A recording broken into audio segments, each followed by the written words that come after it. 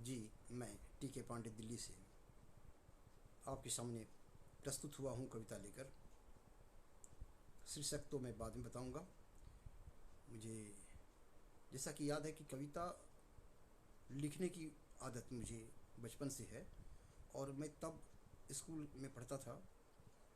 तो मैं जब बड़े बड़े कवि लोग की कविता को पढ़ता था तो मैं मन में सोचता था कि यार, ये तो बड़ी अच्छी बात है, नाम भी होता है इसमें और काम भी हो जाता है। तो कोशिश करता था कि गुनगुनाऊँ, पढ़ूँ, रचूँ। बहुत टाइम मिल जाता था क्योंकि स्कूल जाने में 10 मिनट 15 मिनट लग ही जाते हैं पैदल। तो जब चलता था तो रास्ते में बहुत कुछ सोचते हुए जाता था।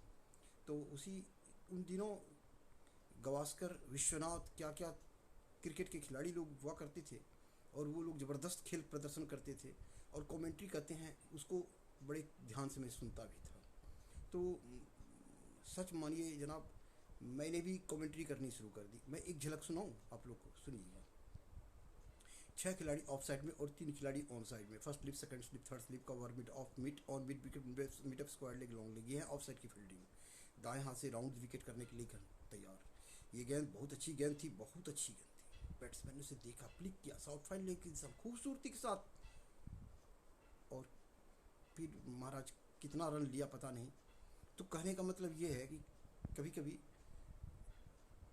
इसी प्रकार की कमेंट्री से मुझे पाला पड़ा।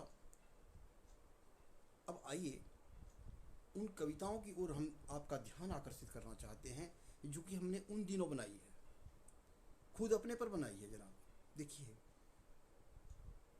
त्रिभुवन त्रिलोचन त्रिपुरारी जी, भूसागर के रखवारी जी, बनवारी के अनुचारी जी, नभ के तारे से प्यारे जी, त्रिनेत्र हृदय हैं प्यारे जी, लोचन काले हैं न्यारे जी, चकमक है इनकी जीवनी, ना कोई करे कुछ निंदनी, त्रिभुवन में ये संजीवनी, पुष्प सा खिला मुख है इनको, राधा आराध्य सुख है इनको, रिपुओं को दूर भगाते हैं, जीवों को दया दिखाते हैं, कोपों से रहते दूर, कोस अमृत भू पर बरसाते हैं, मगर पाप आचरण जरा रखते हैं मन में सदा हरा, दानी भी ये कहला करते, नतमस्तक इनको सदा हरे, नतमस्तक इनको सदा करे। सर झुका करके प्रणाम कीजिए भाई, काफ़ी इन्होंने डिग्रियाँ हासिल कर ली है। और जनाब, सम्मेलन की बात तो छोड़ ही दीजिए, बहुत सारे लोगों ने ये भी कहना शुरू कर दिया मुझे कि भाई तुम अपना बोलता है, अरे किसी और का भी तो बोल के दिखा। मैंने कहा यार, ये तो बात बहुत पक्का बात कहा इसने। तो मैंने जनाब कुछ बड़े चुने हुए जो राष्ट्रीय कवि थे उनकी कुछ पंक्तियाँ मैंने याद की। सुनाओ, जरूर आप भी सुनना चाहेंगे, सुनिए। ये वो प्रसंग है जब भगवान अपना विराट दर्शन कर दिए, और विराट दर्शन के बाद सभी में एक प्रकार का भय व्याप्त हो गया, और जब वो सभा को छोड़ करके जाने लगे तो कर्ण सकचाया हुआ आया, और उनके और कृष्ण भगवान के बीच में जो वार्तालाप हुई, सुनिएगा, ध्यान से सुनिएगा।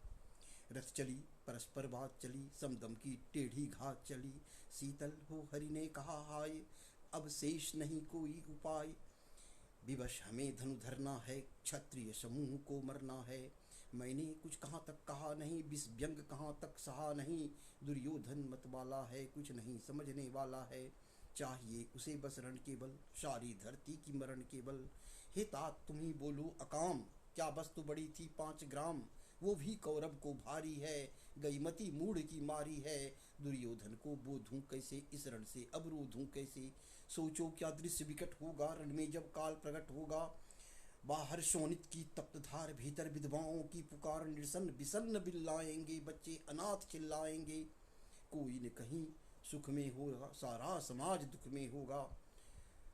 महाराज लोगों ने काफ़ी सराहना की और कहा भाई 4 पंक्ति याद कर लिए, मैं इसे नहीं मानता, आगे कुछ और प्रसंग बता। मैंने कहा चल। भीष्म पितामह को अर्जुन ने सरसैया पर लिटा दिया, और वहाँ भी कर्ण पहुँचा आशीर्वाद लेने के लिए। मैं वहाँ से ही शुरू करता हूँ। गिरि का उदग्र गौरव आधार, जिम गिरे श्रृंग ज्यों महाकार, अथवा सुना कर आसमान, त्यों गिरे टूट रवि भासमान, कुरुकुल का दीपित ताज गिरा, थक्कर बूढ़ा जब बाज गिरा, भूल उठित पितामह को बिलोक छा गया समर में महाशोक। कुरुपति ही धैर्य नहीं खोता था, अर्जुन का मन भी रोता था। रोध होकर तेज नया दमका, दूसरा सूर्य सिर पर चमका। कौरवी तेज दुर्जेय उठा, रण करने को राधेय उठा। राधे जिसके कारण अब तक था रहा मौन धारण, उनका शुभ आशीष पाने को, अपना स्वधर्म निभाने को, वह सरसैया की ओर चला। पग पग हो विनय विभोर चला। छू भीष्मदेव के चरण जुगल, बोला बानी राधेय सरल।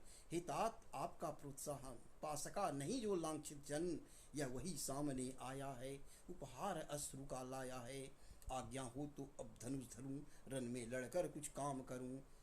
महाराज इस पर भी वो खुश नहीं हुआ, बोला और भी कुछ पता है क्या? मैंने हाँ मुझे पता है। कुंती के पास कुंती गई थी कृष्ण कर्ण के पास में, कृष्ण भगवान के कहने पर गई थी कि भाई तुम हमारे लड़के हो।